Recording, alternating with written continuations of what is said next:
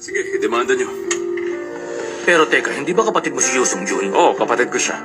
Kung sino man ang magkasala, kahit kapatid ko pa, dapat parusahan.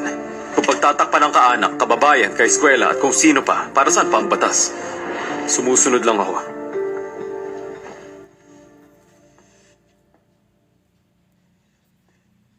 Dismayado ako sa inyo.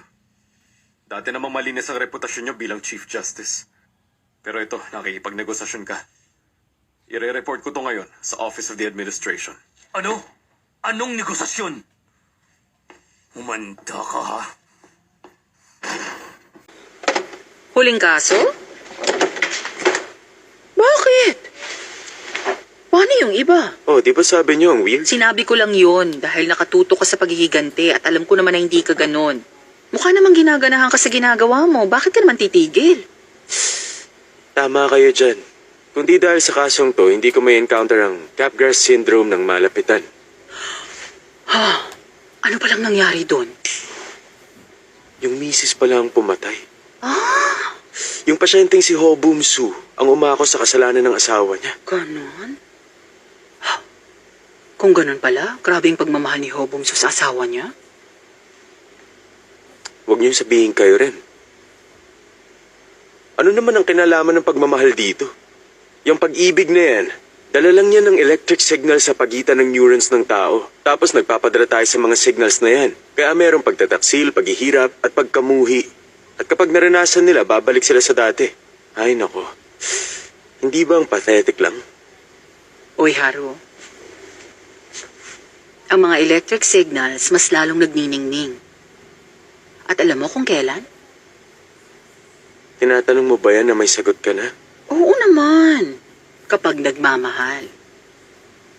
Kaya nga nang sinabi mo na ang pagmamahal natatapos sa masakit na katapusan. Kaya lang, hindi nakakalimutan ng utak natin kung paano nagniningning ang mga neurons natin para sa iba.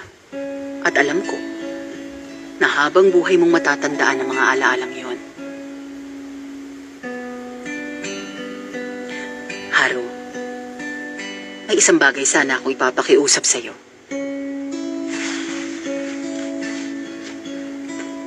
Gusto ko sanang kahit minsan lang sa buhay mo, piliin mong maging masaya. Yan ay pag-ibig. Pag-ibig lang naman na nakapagbibigay ng matinding sakit sa tao. Paano mo naman yun nasabi? Alam mo, hindi mo naman kailangan magulat. Isa pa, hindi naman mahirap basahin kung anong nasa sa loobin mo. Napansin ko rin na hindi mo na sinusuot ang singsing mo. Inutusan ako ng mga boss ko. Kahit anong mangyari, hindi ko kayo kakausapin.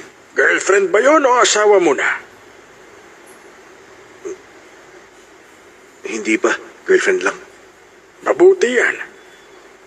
Mas malaking problema kung asawa mo na siya. Dahil ibig sabihin may mga mawawala sa iyo na importante sa buhay mo. Siguradong gagawin mong lahat para lang hindi mo siya saktan. Ganun pa man. Kung girlfriend lang, madali na bang palitan? Alam mo, ang pag-ibig ay parang programang ginagamit lang ng ating isipan na nakadesenyo na pwede nating ilipat sa ating DNA. May darating na bagong girlfriend sa buhay mo na magsisilbing tulay para maging masaya ka ulit. Kaya kung ako sa'yo, huwag kang masyadong magmukmuk dyan. Sige. Maraming hangal na tao dyan na mas binibigyan ng halagang pagmamahal na para bang ito na ang pinakamagandang bagay sa mundo natin. Pero hindi ganoon. Ang totoo yun ang ugat ng kasamaan kung iisipin mo lang talagang mabuti. Isipin mo, ang lahat ng krimen ay dahil lang sa nagmahala ng isang tao. Ang pag-ibig ang dahilan kaya nauuwi tayo sa sigalot ng mga simbahan. Dahil sa pagmamahal ng magulang, naiisip pagpakamatay ng mga anak nila. May iba naman, pinatay ang mga kasintahan nila. Dahil lang hindi sila makamove on sa mga buhay nila dahil sa paghihiwalay nila. Alam mo yan dahil nakikinig ka naman ng balita. Mapatay sila. Dahil ganun katindi ang pagmamahal nila sa mga kaparehan nila. Maging dahil sa pagiging mahigpit nila o dahil sa selos, pag-ibig pa rin ang dahilan. At alam ko na may tao dyan na ganong klase kung umibig. Yung tipong papatay. Papatay para sa pag-ibig.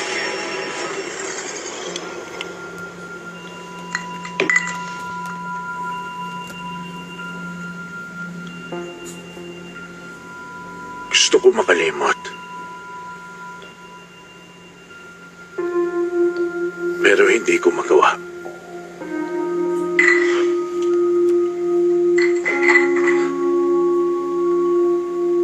Unti-unting bumabalik sa aking alaala.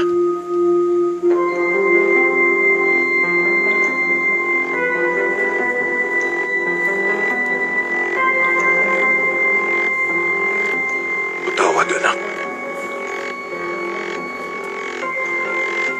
Patawad.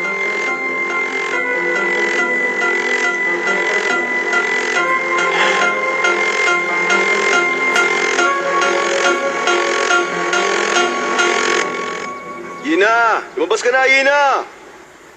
Yina!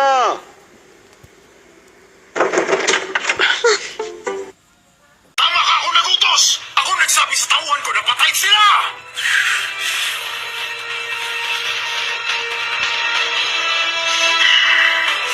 Binigyan ko sila ng maraming pagkakataon. Pero pinili nilang ibasura yon. Ipinasura nila yung research? Kaya ba pinapatay mo sila? Meron akong sapat na dahilan. Dahil sa maling paniniwala, binaliwala nilang responsibilidad nilang iligtas sa mundo. Iligtas sa mundo? Habang pumapatay kayo ng mga tao, ililigtas yung mundo! Ang mga taong tulad mo na walang matinding pagpapahalaga, sa katapusan, sila pa rin ang nakikinabang sa mga bagay na sinasalungat nila. At yung paniniwala mo ay balat kayo lang. Ang kapal ng mukha mo. Sinasabi mo yan sa anak ng mga kaibigan mo. Na pinapatay mo dahil sa ambisyon? Baka akala mo, makukonsensya ako dahil sa mga sinasabi mong yan. Dahil para sa akin, tama ang mga ginawa ko at hindi ko yung pinagsisisihan. At tandaan mo ito, hindi dahil nahihiya ako sa ginawa ko, kaya ako sinabi sa'yo ang tungkol sa kanila, kundi dahil naaawa ako sa'yo. Kung hindi mo nalaman ang katotohanan, siguro magiging masaya ka pa rin sa buhay mo ngayon. Kung tutusin, itong ikalawang pagkakataon.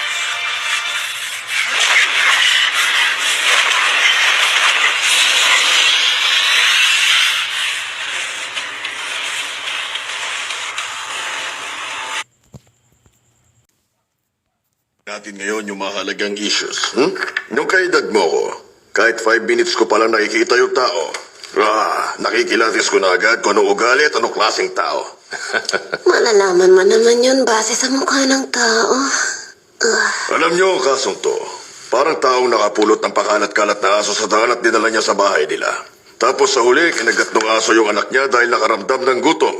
Isipin niyo na lang kung ano nararamdaman ng mga magulang ng bata. Siyempre, nagalit sila. Hindi ko alam ang gagawin ko pag saan ako nangyari yun.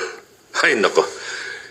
Iniisip ko palang umiinit na ulo ko. Imbis na magsisi sa ginawa niya, ay, sinubukan pa talaga niyang isisi yun sa iba. Ano na lang sa tingin niyo mararamdaman ng detective kanina? Alam niyo, dapat talaga sa simula palang binabana sa bansa natin ang mga tulad niya. Hindi natin alam, baka may pinatay na siya sa ibang lugar tapos dito lang siya nagtatago. Posible nga yan. Ay, nilalamig pa rin talaga ako hanggang ngayon. Grabe, kinikalabutan pa rin ako.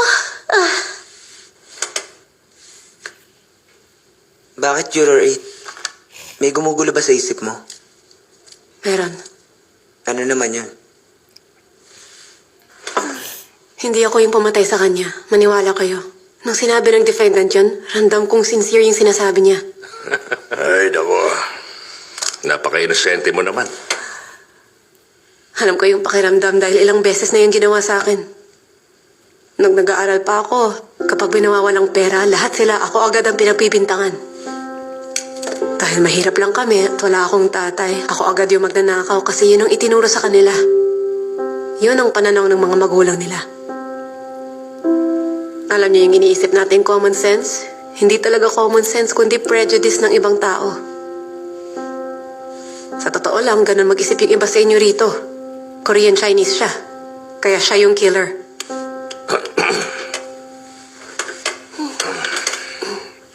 Tinitignan ko pa kung may na-miss akong information. Alam mo, may point ka.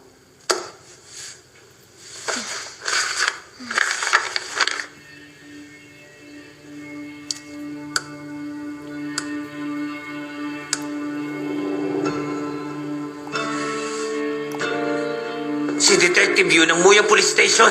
Pinatay niya ang biktima. Siya talaga ang pumatay sa anak ni Mr. Beck. Your Honor.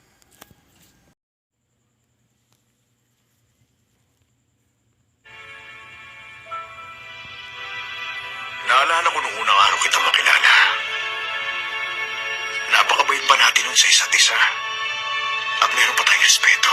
Mas gusto ko na ngayon ang relasyon natin. At saka, palagi mong pinipilit na perfect ang research mo. Haaminin ko mali ka. Bakit biglang nawala ang team mo? Kung nanatili ka kay Dr. Jung at sa mga kaibigan mo, siguradong nagtagumpay ka na ngayon. Alam ko na. Hindi mo kasi sila gusto. Mas pinairal mo kasi ang pride mo. Let's work together. Hindi mo pa rin ako lubos na kilala. Baliwalain mo na ang pride mo. Sabihin mo na lang sa akin. Para nang sa ganun, matutulungan pa kita. Bakit? Masakit ba sa pride mo ang marinig ka mamaya? O baka naman, wala nang kinalaman dito ang pride. Siguro, hindi ka binigyan ng recognition ng mentor at kaibigan mo. Yun ba ang totoong dahilan? O baka naman, ano nga ba? Sinabi nilang lahat na hindi ito magagawa. Pero ang ginawa mo, tinuloy mo pa rin. At ginawa mo ang research sa paraang gusto mo. Tumahimik ka. Teka lang, bakit umaarte ka ng ganyan? Hindi mo alam ang mga sinasabi mo sa akin. Marami na akong alam tungkol sa'yo. Tama lahat ng ginawa ko. Lahat sila natakot ang hindi sinusubukan. Dahil sa takot ng isang muntik na masayang lahat ng ito. Dahil sa kasakiman mo, kaya hindi mo inintindi ang mga kaibigan mo. At ganun din ang mentor mo. Nagkamali silang lahat at natuwa kaya nila tinigil. Sa umpisa pa lang hindi na sila karapat-dapat. Tuwag sila kaya ginawa mo yun. At nagkamali sila kaya galit ka sa kanila. Huwag kang magsasalita sa akin ng ganyan. Kaya naman, naisip mo na ikaw mag-isang gagawa ng lahat. Sabi mo po magsasalita ng ganyan? Kaya mo sila pinatay! Pati ang mga magulang ko! Tama ka! Akong nagutos! Akong nagsabi sa tauhan ko na patayin sila! Or po ba ang kaalis lang ngayon? Oh. At sa wakas, hawak niya na rin ang output. Ganun po ba? Ang akala ng tao, ang sakit ang pinakamatindi niyang katunggali sa buhay at siyang pinagmupulan ng kanyang matinding takot. Pero dahil nga sa sakit, lumalaban tayo at may nakakamit. Opo. Sa dulo ng matinding sakit, nahanap ko rin sa wakas ang perpektong gamot sa lahat. Ang Kerubim. Tulad ng sabi mo, dahil sa sakit niya ang depression na nauwi sa isang suicide, napahiya ako sa sarili ko at sa iba. Kaya umiwalay ako sa kanya. At sinabi ko makikipagkita lang ako sa kanya pag gumaling na siya. Lumipas ang oras na ang kasakiman ko ay hindi ko mapigilan. Sa oras na ito, iniisip ko kung kamusta na siya. Umalis na po tayo. Naasikaso ko na ang release form. Saan tayo pupunta? Kailangan niyo ng rehabilitation. Dahil sa mga nasira niyong buto. Dahil sa mga nasira akong buto. O sige, umalis na tayo.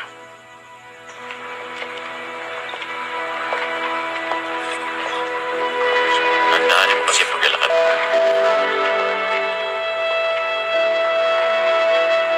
Ang dating director. Bangga siya.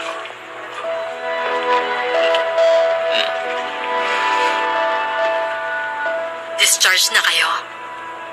Director Jennifer Kang. Ireserba mo si gasig mo sa panunungkulan mo sa DMAT team. At pangalagaan mo rin ng mabuti mula sa araw na ito ang posisyon mo bilang direktor. Pag hindi mo nilimot kung saan ka nagsimula, tiyak magtatagumpay ka bilang direktor. Magpagaling po kayo. Dr. Harvey Lee, Director. Di ba sinabi mo na hihintayin mo ang araw? Nakikilalanin kita bilang isang doktor. Tama kayo. Pero dahil di rito natatapos ang laban natin, hindi mo basta makukuha ang pagkilala ko. Kahit na nagkaganito ang katawan ko, hindi ako susuko o babagsak ng basta sa lupa. Yun din ang inaasahan ko. Hindi ito magiging madali sa akin.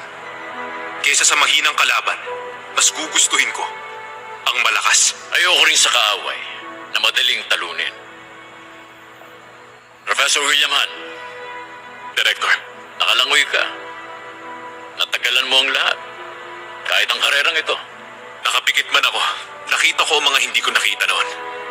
Sa tingin ko, isa na akong totoong doktor. Natutuwa naman ako malaman na may mga pinangahawakan kayo mga layunin. Magpapaalam na ako sa inyong lahat. Julia, tayo na.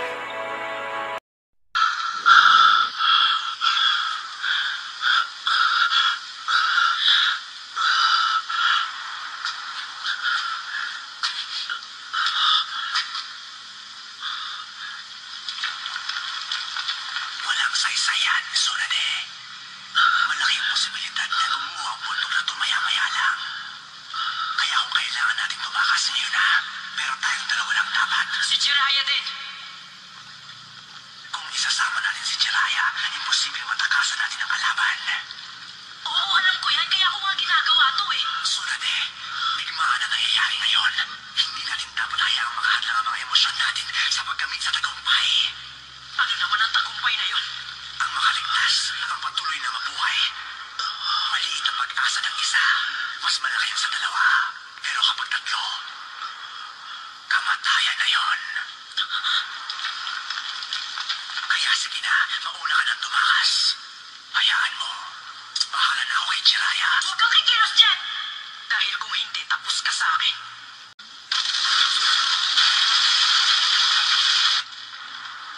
Wala tayong mapagpipilian sa sitwasyong to. Ano bang sinasabi mo? Nakasalali lang ang lahat sa kung sino sa atin ang pinakamauunang kumilos. Sa lagay ngayon ni Jiraya.